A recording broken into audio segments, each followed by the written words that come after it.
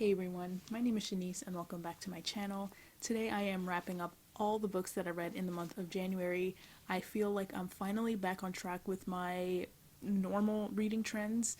I finished 9 books last month. The first that I want to talk about that I finished was Jhumpa Lahiri's Unaccustomed Earth. This was actually supposed to be the short story collection that I read in December. I read the majority of it in December and then just finished a couple of stories in the beginning of January. This has 8 stories, 3 of which are interlinked. I would say that what holds the entire collection together is its exploration of themes of characters feeling lonely, displacement, and unmooring, feeling like you don't really belong in your own culture or expressing yourself in your ancestral language. It's about movers, travelers. The last story in here talks a lot about classicism, as in classics, the study of classics. And through that, it explores like ruins and in its own way, kind of, museums which are themselves mechanisms that move artifacts from one culture to another location. So it's an unmooring in its own way. The stories are very layered, very complex in a very typical Jhumpa Lahiri way. And also in this one, there are complaints that a lot of the characters are similar in terms of background and education level, and they're all New Englanders, they're all scholars, they went to elite universities. It can rub people the wrong way. I can sort of see what Lahiri was going for. I think this is a bit different than Interpreter of Maladies, which kind of showed other characters from other backgrounds and classes and stuff. Whereas I think she intentionally focused on just a different subset of Bengali Americans or just Bengali people, kind of making it a point that they participate in all kinds of classes and are incredibly diverse too. I really ended up loving this. I gave this 4 out of 5 stars. My one drawback was that, this book is pretty narrative heavy, very little dialogue, and a lot of it just was narrative summary, which was impressive, but at times it was really dense and very heavy. Some of these stories are quite long. They're more like short novellas in a way. But still, I'm really happy I got to this. I think I have just 2 more works to finish the complete Jhumpa Lahiri oeuvre, and yeah, I was really satisfied with this. I really liked it, so I gave it 4 stars. Then I read the short story collection for January, which was One More Year by Sana Krasikov, another collection with 8 stories.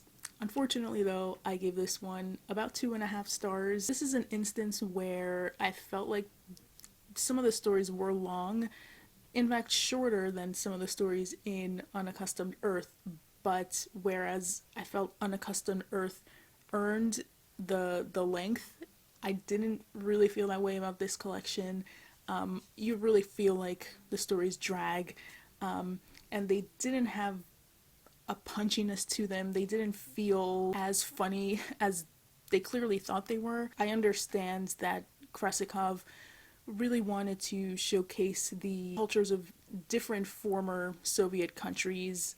She herself is kind of from a few places, and has lived in a few places herself, like Georgia and Ukraine, and Russia. So some of her characters do live and reside in those countries that I just mentioned, but they also come from other countries. She writes from their perspectives, which at times felt a little disingenuous. I didn't really know if she had the research and the knowledge of some of the characters' lives to really feel authentic and genuine. Like it just felt a little false. I just didn't feel as impacted by this as I wanted to be. The reason why I picked this author was because I read her short story The Muddle in the New Yorker last year, and I really loved it. And yeah, that's kind of in the same vein as this, that it explores Ukrainian characters who are very complex, have maybe controversial opinions. There are a lot of people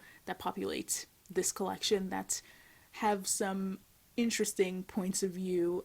So I do appreciate that. I just didn't see the point in the rest of the collection, which I know sounds really mean, but to be honest, that's just what it is.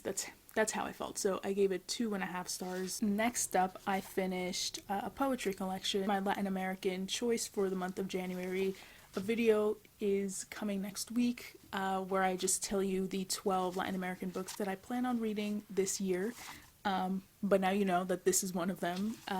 So it was Ida Faubert's Island Heart, and this was translated by Danielle Legros George. Danielle translated 34 of 45 of the poems in the original Island Heart poetry collection. And for those of you who don't know, kind of like me, before I did some research and, ended up selecting this for my Latin American books of the year, Ida Faubert is a Haitian writer, poet.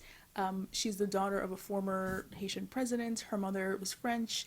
She had to leave Haiti at a very young age and then moved to France. She kind of grew up there, was educated there. Then later on in her life, she moved back to Haiti and was welcomed by the Port-au-Prince cultural elite.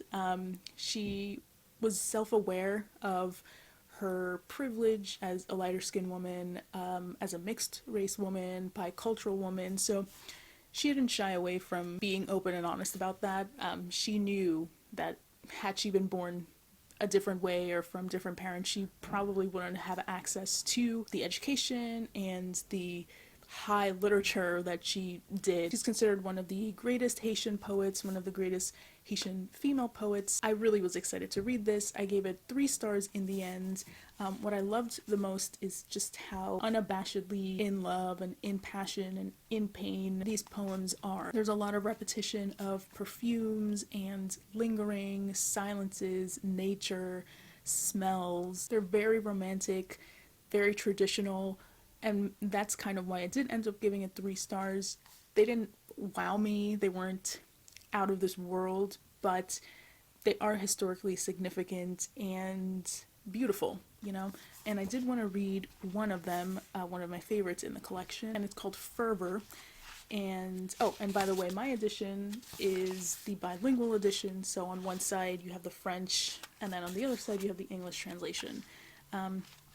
So Fervor reads as follows: I carry your love deep within me like a treasure, precious and huge. It is all my life, and I feel reborn when your eyes take me in with their sweetness. I love you for pitying my madness and for suffering with me my pain. I love you for having the apt words, for kissing gently my eyes full of tears, and because you knew my unending sorrow and my life now with neither joy nor bliss. Oh, I love you for having held so tightly to you in my dark nights the shreds of my heart. So if you like the sound of that, then I would recommend Island Heart. And then I finally finished Radwan Nassar's Ancient Tillage. This was translated by KCS Sotolino. This was supposed to be my December Latin American pick, but I was a mess pretty much from November to December until the beginning of January, so I fell behind on practically every reading challenge I gave myself. But now I'm back on track, and yeah, happy to say that I did end up finishing this. There's a lot to like in here in terms of craft and writing. This was like feverish and fresh and experimental, and just, it's like your blood pressure rises with every line. It's so poetic. I mean, exquisite writing style, I will say, and like bravo to KCS Sotolino for her translation, because this just, to capture poetry like this is very difficult, especially in 2 very different languages like Portuguese and English. So just bravo to her. This was, on a craft sentence level, beautiful. My problem though was that it lost me. It, if you can see, is basically a block of text on every page with very few breaks. There's no interruption from this fast-paced, poetic, dense language. I just kind of wanted to throw the book out the window. I ended up giving it 2 stars. It's very historically significant. Nassar is one of Brazil's greatest writers. This is like a classic coming-of-age tale. in terms of Brazilian literature, and like I love Brazilian culture. I want to read so much more Brazilian literature, and I mean the talent is there, but the story just didn't quite do it for me. Just to give you a little info, because even though I didn't like it, I totally want people to read this, and to just read more Brazilian literature. But it is told from shifting perspectives, but mainly it's from Andre. He lives on a farm. He lives in poverty. His father is a preacher and very strict. He preaches from the kitchen table. There's no room for error, very little room for mistakes in this household. And essentially, Andre develops inappropriate feelings for his sister, and this spirals out of control. He turns to substances to help him through this. And yeah, so the feverish kind of style makes sense and all of that, but again, it's a lot. Maybe if I had more time and went a little slower with it, I would have liked it, but I think it's okay to just admit that I wasn't just a huge fan of this. So I gave it 2 stars, but still give this a chance yourself. Again, let's read more Brazilian literature. Next up, I read The Book of Goose by Yun Lee. I gave this one 2 stars also. I really wanted to love it, but I was actually coincidentally reading the next book that I finished in January, again by pure coincidence, and it turns out that these 2 stories had way too much in common, and the other book that I'm about to review in a second is just better. So to concentrate and to focus on Ye Yun Lee's novel, The Book of Goose follows 2 young girls. The main character is Agnès, and she's a young girl living in rural countryside France. She lives in poverty, as does her friend Fabienne. And so Fabienne, of the 2 girls, is fiery. Everyone's attention is drawn to her. Just intrinsically, she is interesting and magnetic and exciting and electric and extremely naturally talented. Agnes is kind of a follower to Fabienne. She's more obsessed with Fabienne and wants that magnetism for herself too, and there's a competition between 2 of them. And maybe by now you might be aware of the other book that sounds a bit like this too. And these 2 girls come up with this plot to kind of escape their situation by joining together, tag teaming the writing of a book. I'm not going to say what happens exactly, but the story has a lot to say about the ownership of storytelling, of plagiarism, and natural talent versus the honing of talent and all of that. So essentially, I was not drawn by the writing style. It was kind of superficial in what it was saying about female friendships, and as much as I didn't want to compare it to this other book or this other series of books, I just couldn't help but notice the beat by beat similarities of the stories. You literally have 2 girls. One of them is magnetic and attracts everyone's attention. The other one is kind of jealous of that. They're always competing against each other. One of them ends up becoming famous for writing, even though the other one's kind of the naturally gifted one who never got the chance or opportunity to develop because of life circumstances. And there's always a question of who's copying who, are both really talented, who's the smarter of the 2, how does education and having a mentor and someone who believes in you, how does that change your life, what opportunities does it give you? I just basically felt that the other book, and again, I think you probably know what it is already, but I think that other book just blows this book out of the water in terms of the complexity, how honest it is, how rich every single sentence is. I just felt like the Book of Goose didn't have anything that wowed me. It felt kind of reductive in general, but I did end up giving it 2 stars because it got a little bit more interesting. One of the characters goes off to a boarding school type of situation. Some of the scenes there were kind of interesting and kept my attention a little bit more, but the rest just didn't do it for me. And so the next book that I finished is that book that I've been kind of vaguely hinting at so far, that was very similar to the Book of Goose. And that book that I finished was The Story of a New Name by Elena Ferrante, translated by Anne Goldstein. And really, it's the Neapolitan quartet series that is very similar to the Book of Goose. Yeah, if you want rich female obsession and rich characters who are kind of horrible but also redeemable at the same time, this is the better book for me. This is the second time I'm reading it. The first time I gave it like a 2 stars. I'm so glad I picked it up again, and I'm so excited to continue the series. I have a few books to finish before getting to book 3, but that's the plan for this month, to finish book 3 at some point.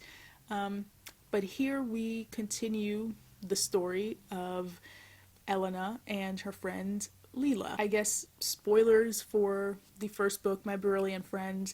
I will put like a spoilers text on the screen, and then it'll disappear once I stop spoiling things. But I mean, in this book we follow the story from Leela's marriage to Stefano, from mainly Lanu's perspective. We also see Lanu progressing in her studies, having a lot of difficulty falling in love and out of love, and in a lot of jealousy with the new budding romance between her crush and her best friend. Elena Ferrante just wowed me in how she delineates how patriarchy can be internalized in any gender, and how that is perpetuated from generation to generation.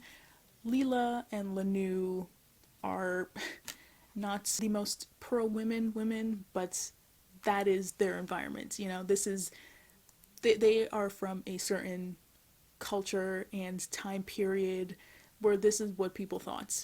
Not to excuse it, but I just think Ferrante does a brilliant job of delivering their points of view without bolstering it.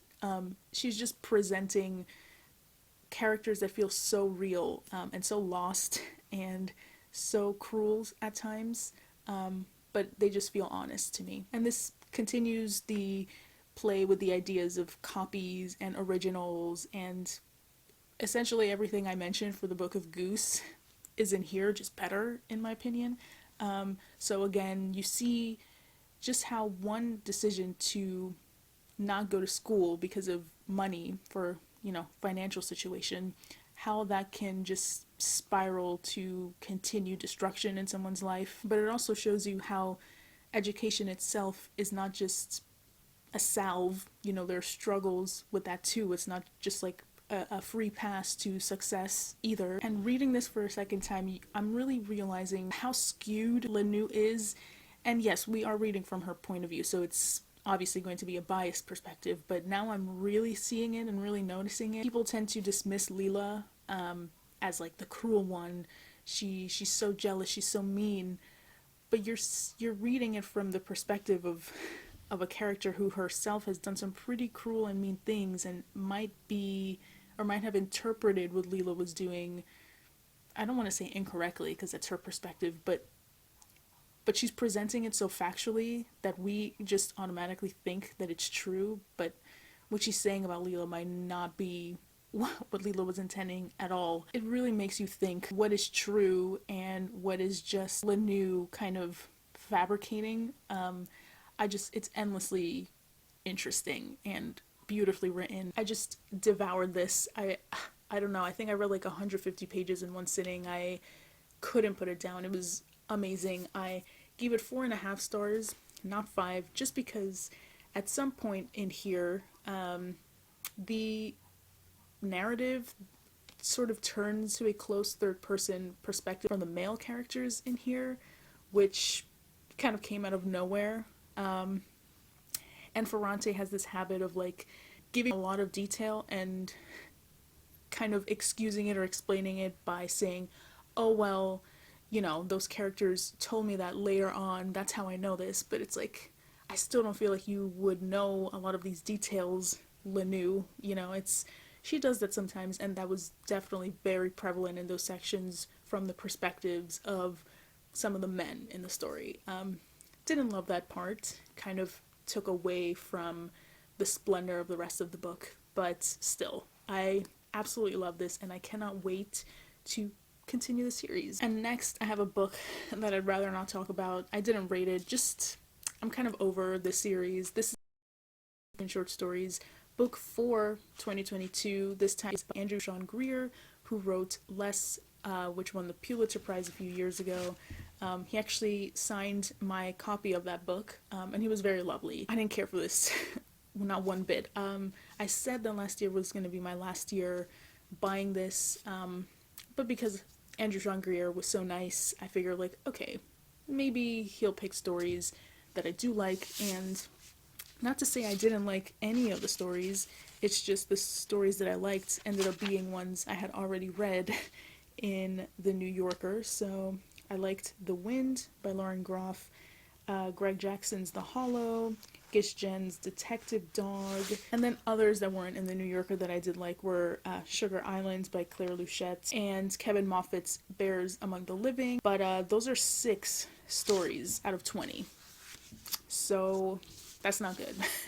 I was just kind of bored, to be completely honest. This is the last one. I'm so sorry, but unless they get like, I don't even know, Kazuo Ishiguro or someone I completely am obsessed with, then like I just don't see myself picking any of these Bass collections moving forward. So did not like this. And unfortunately, the Big Book Challenge pick for the month of January was a book that ended up severely disappointing me. And this is so crushing to say because I just expected it to change my life, and you know, because its themes and its premise aligns itself with a lot of my interests already.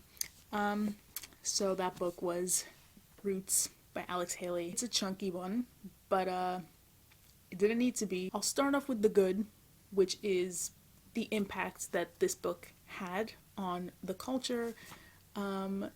This is said to be semi-autobiographical, which ended up kind of not being really true.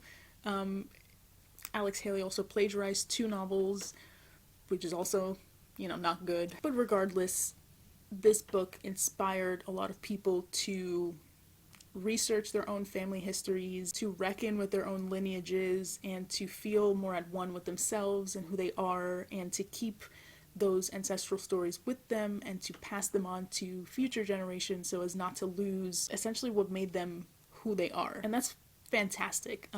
So in that sense, I can see why it would win something like the Pulitzer Prize. Unfortunately though, as a book, as a work of literature, it was not for me at all. The writing style, mainly, it just felt so forced. I read the autobiography of Malcolm X, which was written by Alex Haley, and I loved that one. And it had a lot of strong opinions, but it made sense because Alex Haley was writing it for Malcolm X, you know. Here, it's not supposed to be that way, but it just feels like the characters were just vessels to have Alex Haley just say things that he believes. I just didn't feel like that agenda befit the fictional aspects of the story. A lot of times characters would just like summarize really complex things in just one-liners. You know, for example, Kunta Kinte, right? Let me just do a quick summary of this in case you don't know what this is about. Kunta Kinte, originally from the Gambia, from a village or a place called Jafure. He is eventually sold into slavery, and through that comes across the Atlantic to what is now the United States, and we follow him essentially getting used to this new environment, his lack of freedom, right? His forced exit from his own culture and language and spirituality. He's Muslim in this story, and apparently there was a Kunta Kinte in history, although it's debatable as well. But yeah, the whole book, well, actually, I want to say, I'm just guessing here, but if I remember, it's like Kunta Kinte and then the rest of the generations. And so we just follow his descendants. And as soon as a new generation starts, we kind of lose the former generation. We're in the perspective of the new one. So one example of the stilted, kind of forced, two-dimensional writing for me was in the descriptions and the one-liners that Kunta Kinte would say about the slaves that he would meet when he came to what is now the United States. He would just make such generalizations about how dumb they were, how he didn't understand why they would follow orders so easily, and it was like, was this written like Kanye West or something? I just, like, what is going on? Sure, he could have those opinions, of course, but there's just a way of conveying that complexity in writing, of those like rich, uncomfortable nuances, right? That's a valid discussion to have, but to just have him say like something, along the lines of, "Oh, I can't believe that they would just follow white people so easily. How dare they?" It's too simple and dismissive, I think. And it was like that for many other themes too. It just felt kind of didactic, and like Alex Haley was trying to teach you things, but it didn't need to be so heavy-handed. And that just went on and on and on and on. And also, because of the imbalance for the parts that were like Kunta Kinte, like I said, like a huge chunk, versus the other descendants, it just felt like one generation came and went, the next generation came and went, and it was almost like he was trying to just wrap this up because he realized like writing a long novel about every single person in an entire family tree is actually like kind of ridiculous. So let me just, Chicken George and then his son and then his son and then his son, and we're done. It just felt like it wrapped up too quickly, whatever, which was like, fine because I wanted it to end, but also not great because it lost some of its quality even further. But yeah, that's just me. I gave it 2 stars mainly because of its significance. But in terms of enjoyment, cannot say that I enjoyed. And lastly, I read Woman at Point Zero by Nawal Esadawe, and this one was translated by Sheriff Hetata, and I gave this 4 stars. This was a random buy for me.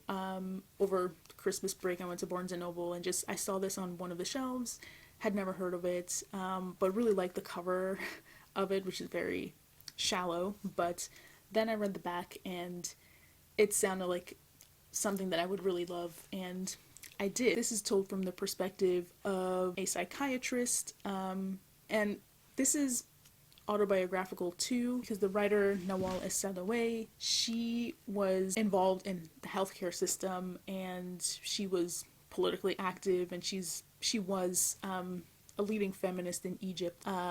She passed away recently, so because of her strong political and feminist beliefs, she ended up being forced to leave the healthcare system, and she was unemployed. And during this time, she figured she would write or at least study the conditions of women in Egypt, in particular those in a prison.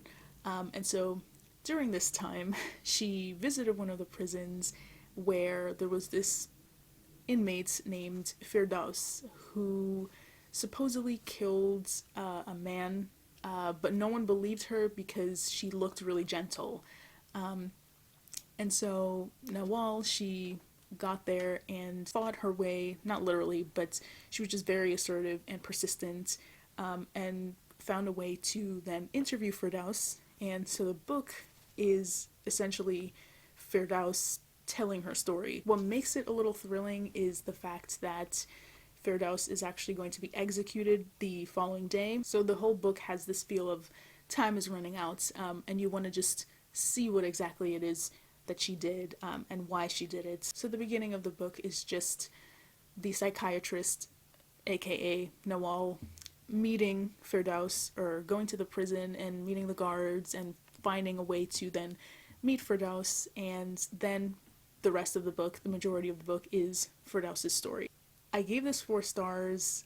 It's a hard one to recommend. I mean, I would recommend it because it's fantastic, but it's exceptionally cruel in what it details about, you know, this one woman's life in Egypt. What she had to go through is very dark and harrowing. So I would be cautious to recommend it to everyone because there could be a lot of triggers in here for people. But it is so powerful. Firdaus experiences abuse, incest, poverty, forced marriages, sexism, misogyny, exploitation, loss, violation. I mean, the worst of the worst. So it's hard to read in that way. And it plays with repetition a lot. There are a lot of sentences that are repeated throughout, like the imagery of a brick wall, of eyes. There are white rings with black rings in the middle that grow bigger and bigger and bigger. And so that image just comes back along the way of forgetting something and then kind of slowly remembering it and finding it in the deep recesses of your body and your being. And there's just this interplay of like deja vu, because that idea of finding something within yourself that you kind of forgot but was there all along is in a way deja vu. And just reading this and coming across the same sentence is in a way deja vu, and really does reflect the constant abuse that Firdaus and other women too experience day to day. It's the same violations all the time with no respite. It's the deja vu of trauma. It's like the mantra of getting through another day. The language is sharp, it's lyrical, and I just wish that I continued my Arabic studies to maybe read more of her work in Arabic, but that will take like a lot more dedication from me. I would love to though. This was fantastic. I really would love to read more by Nawal and other Egyptian writers too. So yeah, I recommended, but with some caution. Really fantastic book. And those were all the books that I read in January. I am really proud of the unintentional diversity of that list. I didn't realize I read so much translated fiction. Ended up being some of the best of the month. Looking forward to wrapping up next month's books, or this month's books, because it is February already. And yeah, just let me know down below which of these books you would be excited to read yourself. So yeah, thank you so much for watching, and I will see you next time.